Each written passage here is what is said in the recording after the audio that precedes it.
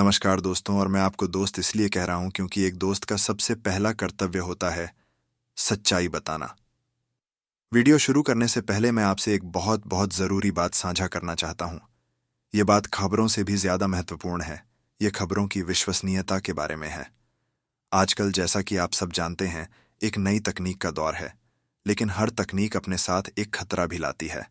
हमने देखा है कि यूट्यूब पर और सोशल मीडिया पर कुछ लोग किसी बहुत मशहूर और विश्वसनीय पत्रकार, उदाहरण के लिए जैसे श्रीमान रवीश कुमार, उनकी आवाज़ का हूबहू क्लोन बना लेते हैं। वे उनकी आवाज़ पर एआई फिल्टर का इस्तेमाल करते हैं। उनके चेहरे का डीप फेक वीडियो बनाते हैं और फिर उस नकली चेहरे और नकली आवाज़ का इस्तेमाल करके खबरें सुनाने लगते हैं। वे ऐसा क्यों करते हैं? वे ऐसा सिर्फ और सिर्फ इसलिए करते हैं ताकि आपको, यानी दर्शकों को, एक पल के लिए यह धोखा हो जाए, यह भ्रम हो जाए कि यह बात असली है, यह खबर सच्ची है। क्योंकि आवाज़ और चेहरा तो विश्वसनीय है, लेकिन सच्चाई यह है कि असल में उन वीडियोज़ में कोई ठोस जानकारी नहीं होती, सिर्फ और सिर्फ भ्रम दिया जा रहा होता है। यह आपकी भावनाओं के साथ, आपके विश्वास के साथ एक बहुत बड़ा खिलवाड़ डीएच है। लेकिन मैं आपको यह विश्वास दिलाना चाहता हूं कि आप जिस चैनल पर अभी हैं, यह चैनल ऐसा बिल्कुल नहीं करता। यहाँ पर ना तो कोई नकली आवाज़ है, ना ही हमने किसी का चेहरा उधार लिया है। यहाँ जो भी किया खबर आपको दी जाती है, जो भी विश्लेषण आपके सामने रखा जाता है, वह सिर्फ और सिर्फ सरकारी दस्तावेजों पर आधारित होती है। वह असली नोटिफिकेशन और सर्कुलरों पर आधारित होती है। हम हवा में बातें नहीं करते। हम वह सच्चाई आप तक पहुंचाते हैं जो सीधे तौर पर आपकी जिंदगी, आपके भविष्य और आपके अधिकारों से जुड़ी होती है। तो आप पूरी तरह निश्चिंत रहें। आप एक बिल्कुल सही और सुरक्षित जगह पर हैं। यहाँ खबरें आपको सिर्फ विश्वास के साथ नहीं, बल्कि सबूतों के साथ मिलेंगी। चलिए अब इस भरोसे की नींव पर खड़ी करते हैं आज की सबसे बड़ी इमारत। दोस्तों, आज मैं आपके लिए एक बार फिर वही खबर लेकर आया हूं, जो खबर सिर्फ खबर नहीं है, बल्कि एक धड़कन बन चुकी है। ये वह खबर है जो शायद इस वक्त, आज की तारीख में, हर सरकारी दफ्तर की कैंटीन में, हर पेंशनर कॉलोनी के पार्क में और हर परिवार के व्हाट्सएप ग्रुप में चर्चा का सबसे गर्म विषय बनी हुई है। यह वह खबर है जो सिर्फ आपका वेतन नहीं बढ़ाती, बल्कि यह आपके परिवार की उम्मीद बढ़ाती है। यह वह बहुप्रतीक्षित फैसला है जो अगर लागू हो गया तो देश के लाखों परिवारों के बिगड़े हुए बजट में राहत की एक ठंडी सांस लेकर आने वाला है। जी हाँ दोस्तों, आज हम विस्तार से, गहराई से बात करने जा रहे हैं 8वें केंद्रीय वेतन आयोग, 8th सेंट्रल पे कमीशन की। एक ऐसा मुद्दा जिसे लेकर अब पानी शांत नहीं है। अब एक के बाद एक लगातार कई बड़े संकेत सामने आने लगे हैं। आज की तारीख में देश भर के करोड़ों केंद्रीय कर्मचारियों और उनके साथ साथ लगभग 65,65,000 पेंशन धारकों की निगाहें अब सिर्फ और सिर्फ एक ही दिशा में, एक ही सवाल पर टिकी हैं। कब लागू होगा 8वां वेतन आयोग? क्या सरकार ने पर्दे के पीछे खामोशी से इसकी मंजूरी दे दी है? क्या यह तय हो गया है कि 1 जनवरी 2026 से देश के कर्मचारियों को नई सैलरी, नया वेतनमान मिलना शुरू हो जाएगा? और इन सबसे बड़ा, सबसे अहम और सबसे भावनात्मक सवाल, उस 18 महीने 18 मंथ्स के बकाए एरियर का क्या होगा? जी हाँ, इन सारे जटिल सवालों के जवाब आज के इस एक वीडियो में हम पूरी गहराई और विस्तार से जानेंगे। सबसे पहले आप यह समझिए कि केंद्र सरकार के भीतर नॉर्थ ब्लॉक और साउथ ब्लॉक के गलियारों में अब हलचल बहुत तेज है। हमारे जो विश्वस्त सूत्र हैं, उनके मुताबिक माननीय प्रधानमंत्री कार्यालय पीएमओ को दो सबसे महत्वपूर्ण मंत्रालयों, यानी वित्त मंत्रालय और रक्षा मंत्रालय, इन दोनों की तरफ से एक विस्तृत रिपोर्ट भेजी गई है। यह कोई आम रिपोर्ट नहीं है। इस रिपोर्ट में साफ और स्पष्ट शब्दों में यह कहा गया है कि 7वें वेतन आयोग, 7th पे कमीशन की सिफारिशों को लागू हुए अब लगभग 10 साल, 10 years पूरे होने वाले हैं। रिपोर्ट में इस बात पर जोर दिया गया है कि पिछले कुछ सालों में, और खास तौर पर कोरोना महामारी के बाद, महंगाई दर, इन्फ्लेशन रेट जिस तेजी से, जिस रफ्तार से बरच रही है, उससे कर्मचारियों की परचेजिंग पावर यानी क्रय शक्ति पर बहुत बुरा असर पड़ा है। इसीलिए अब कर्मचारियों की सैलरी में, उनके वेतन में एक व्यापक संशोधन बहुत ज़रूरी हो गया है। और यह बात सिर्फ मंत्रालय नहीं कह रहे, देश भर के जो बड़े कर्मचारी संगठन, एम्प्लॉय यूनियंस हैं, उनका भी यही कहना है। उनका तर्क बहुत मजबूत है। उनका कहना है कि जब खुद सरकार हर 6 महीने 6 मंथ्स में डीए यानी महंगाई भत्ता बढ़ाती है, तो यह इस बात का खुद सबसे बद्धा सबूत है, यह सरकार का खुद का कबूलनामा है कि महंगाई नियंत्रण में नहीं है। और अगर महंगाई नियंत्रण से बाहर है और लगातार ब्याज रही है, तो फिर सिर्फ डीए की छोटी छोटी किश्तों से काम नहीं चलेगा। अब वेतन आयोग का गठन करना वक्त की सबसे बड़ी आवश्यकता, वक्त की सबसे बड़ी ज़रूरत बन जाता है।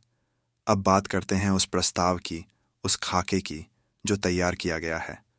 8वें सेंट्रल पे कमीशन 8th सीपीसी यानी 8 सीपीसी को लेकर जो एक आंतरिक ड्राफ्ट तैयार किया गया है, उस ड्राफ्ट में कई बेहद अहम बिंदु शामिल हैं। पहला बिंदु, कर्मचारियों की बेसिक पे यानी मूल वेतन में 25% से 30% तक की एक सम्मानजनक बढ़ोतरी का सुझाव दिया गया है। ये सिर्फ बेसिक पे है, यानी इसके ऊपर जब महंगाई भत्ता डीए और मकान किराया भत्ता एचआरए जुड़ेगा तो असल बढ़ोतरी और भी ज़्यादा होगी। दूसरा बिंदु सबसे महत्वपूर्ण, फिटमेंट फैक्टर। यह वह जादुई नंबर है जिससे आपकी नई बेसिक पे तय होती है। कर्मचारी संगठन मांग कर रहे थे कि इसे दोगुना किया जाए, लेकिन जो खबर आ रही है उसके मुताबिक इसे दोगुना तो नहीं, बल्कि पारंपरिक रूप से प्रस्ताव में इसे बढ़ाकर लगभग 2.5 के पास से 3.78 तक करने की बात कही जा रही है। यह एक बहुत बड़ा उछाल माना जाएगा और इससे वेतन की संरचना पूरी तरह बदल जाएगी। तीसरा बिंदु, पेंशनरों के लिए ड्राफ्ट में यह सिफारिश भी की गई है कि जो फायदा सेवारत कर्मचारियों को मिलेगा, पेंशनर वर्ग को भी ठीक उसी अनुपात में फायदा देने की सिफारिश की गई है। यानी पेंशन की भी एक नई गणना की जाएगी ताकि पेंशन भोगियों को भी महंगाई से वही राहत मिल सके। लेकिन इस वेतन आयोग की खबर के साथ ही एक और बड़ी खबर जुड़ी है जो सीधे सीधे रक्षा मंत्रालय से आ रही है। वेतन आयोग की रिपोर्ट के साथ ही रक्षा मंत्रालय की ओर से एक और प्रस्ताव भेजा गया है जिसमें मिलिट्री सर्विस पे एमएसपी को लेकर एक नया फॉर्मूला सुझाया गया है। इस बार यह कहा गया है कि अफसरों, ऑफिसर्स, जेसीओज और ओआरस यानी जवानों, इन सभी के लिए एमएसपी को एक नए स्तर पर तय किया जाए। इस प्रस्ताव में नई दरें प्रस्तावित की गई हैं, लेकिन यहां भी इस प्रस्ताव के आते ही एक नया विवाद खड़ेदाधा हो गया है। जो कर्मचारी यूनियन हैं, खास तौर पर जो जेसीओज और जवानों का प्रतिनिधित्व करती हैं, उनका साफ कहना है कि एक ही सर्विस में अलग अलग पे नहीं होनी चाहिए। उनका तर्क है, सेवा समान तो सम्मान भी समान होना चाहिए। उनका कहना है कि जब गोली सीने पर लगती है तो वह अफसर या जवान नहीं देखती, जब सियाचिन की बर्फ गलाती है तो वह रैंक नहीं देखती, तो फिर मिलिट्री सर्विस पे में इतना बड़ा अंतर क्यों? यह विवाद अब तूल पकड़ता जा रहा है। इस बीच सिर्फ मंत्रालय ही नहीं, जमीनी स्तर पर भी काम हो रहा है। माननीय प्रधानमंत्री पीएमओ को भी देश भर के कर्मचारी संगठनों की तरफ से लगातार पत्र भेजे गए हैं। इन पत्रों में सिर्फ आंकड़ों की बाजीगरी नहीं है, इन पत्रों में भावनाएं हैं। पत्रों में साफ लिखा गया है कि देश के करोड़ों कर्मचारी सरकार से सिर्फ वेतन नहीं, वे सम्मान की उम्मीद करते हैं।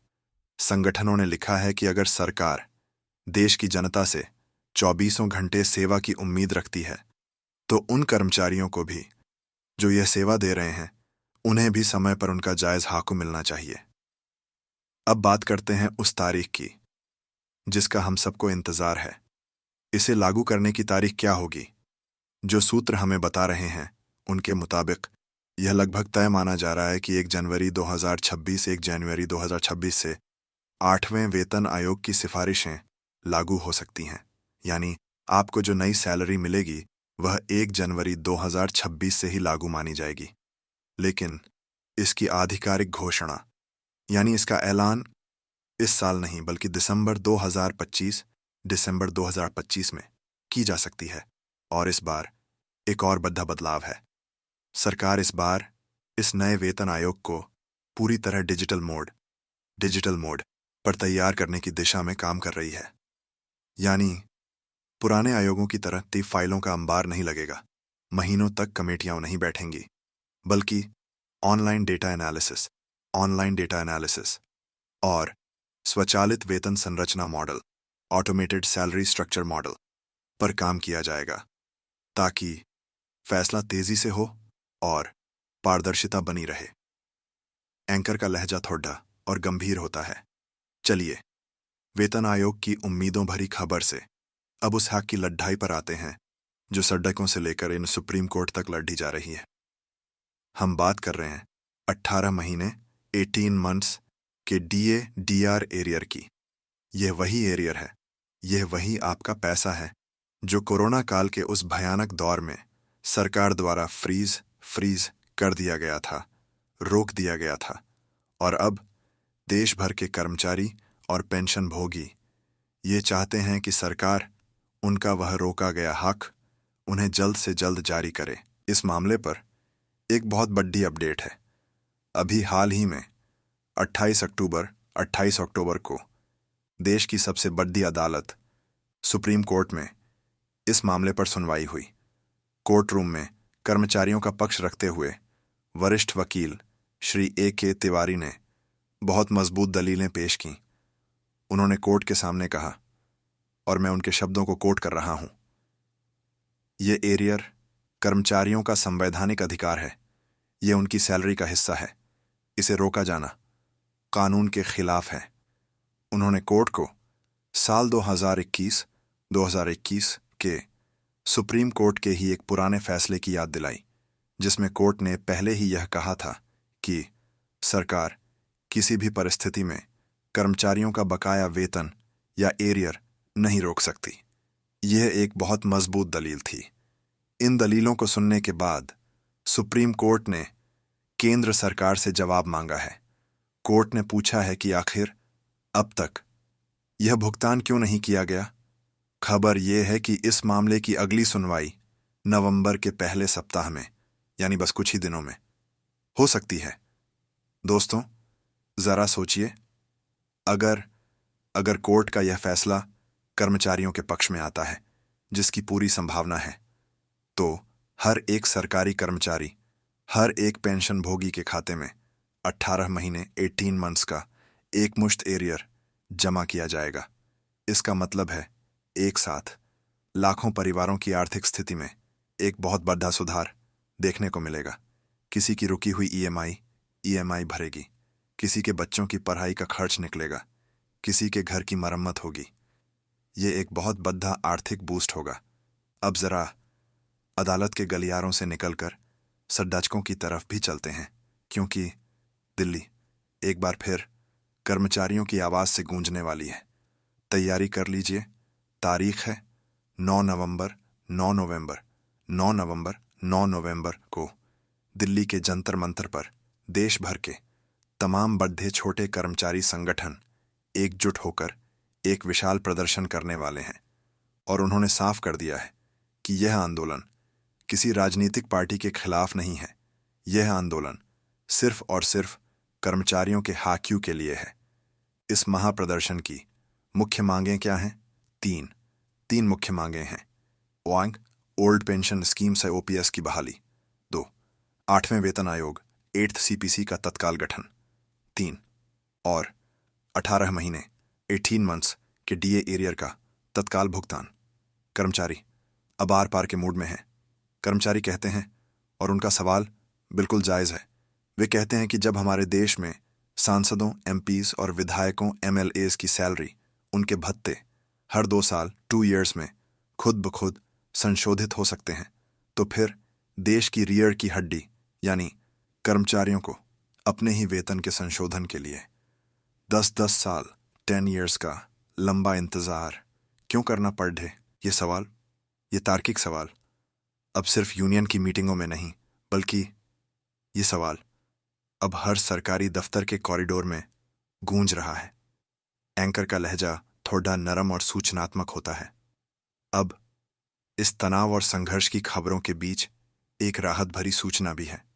ये खबर खास तौर पर हमारे पूर्व सैनिकों के लिए है। रक्षा मंत्रालय ने हाल ही में एक नया सर्कुलर जारी किया है, जिससे साल 2006 से पहले रिटायर हुए हवलदारों को बहुत बड़ी राहत मिली है। इस नए सर्कुलर के अनुसार अब उन्हें ऑनरेरी नायब सूबेदार की रैंक के अनुसार यानी बरी हुई पेंशन दी जाएगी। सिर्फ इतना ही नहीं, उन्हें 1 जनवरी 2006 से लेकर 30 जून 2014 तक का पूरा एरियर भी एक मुश्त मिलेगा। यह फैसला उन हजारों पूर्व सैनिकों के लिए एक बड़ी राहत लेकर आया है, जो सालों से एक सुधार की इस विसंगति को दूर करने की मांग कर रहे थे। और अब एक और महत्वपूर्ण सूचना जो सीधे पेंशनरों से जुड़ी है। पेंशन अदालत, जी हाँ, तारीख नोट कर लीजिए, 5 नवंबर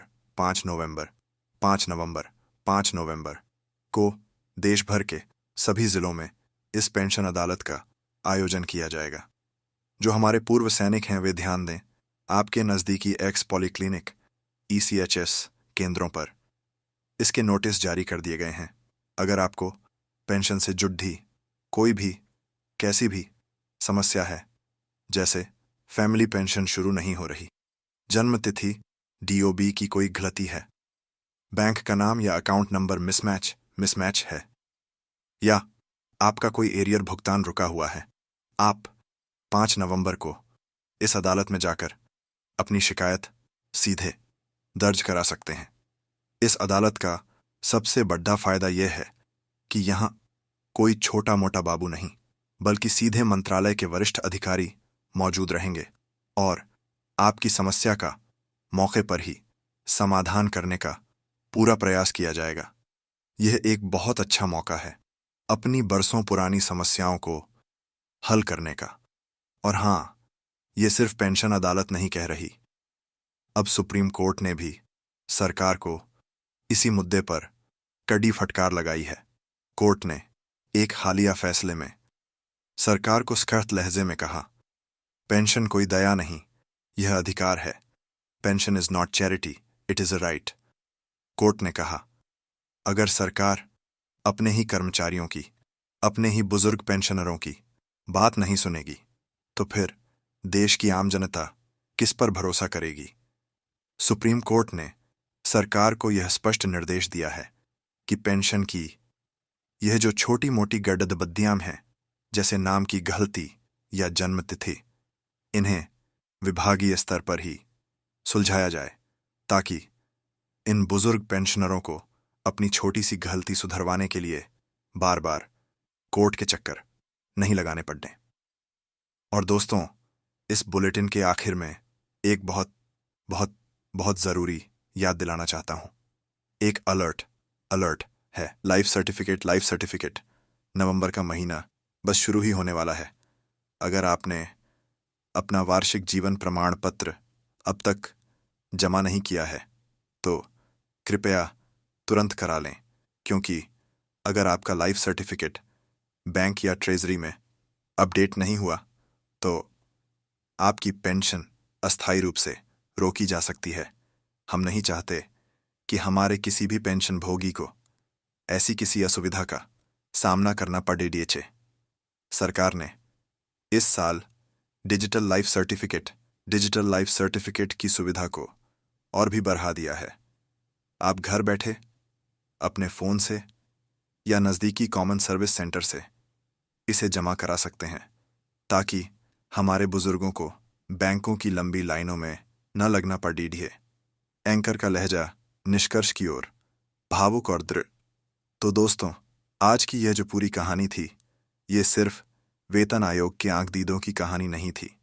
ये कहानी है उस पूरी व्यवस्था की जिसमें एक सरकारी कर्मचारी अपना पूरा जीवन, अपने 30-40 साल इस देश को मेमोरियल सिस्टम को समर्पित कर देता है, और फिर रिटायरमेंट के बाद उसे अपने ही HQ के लिए, अपने ही पैसे के लिए लड़ाई लड़नी पड़ती है। ये कहानी है सम्मान की, ये कहानी है संघर्ष की, और ये कहानी है कभी ना टूटने वाली उम्मीद की। आज सरकार पर चौतरफा दबाव है। कर्मचारी सडेदी विधेयकों पर 9 नवंबर हैं।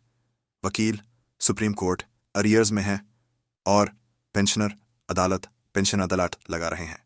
कर्मचारियों की निगाहें उम्मीद से भरी हैं और सुप्रीम कोर्ट का रुख भी स्पष्ट है। ऐसे में अब लगता है कि वह दिन शायद ज्यादा दूर नहीं जब हर कर्मचारी और हर पेंशनर को उसका हक मिलेगा, बिना धरना दिए, बिना याचिका डाले, बिना इंतजार किए। मैं आपसे सिर्फ यही कहूंगा कि आप जागरूक रहिए, सवाल करते रहिए, आवाज उठाते रहिए, क्योंकि एक लोकतंत्र में जब आप चुप रहते हैं तो फैसले किसी और के हाथ में चले जाते हैं। आप देखते रहिए आपका अपना भरोसेमंद चैनल। जय हिंद, जय भारत।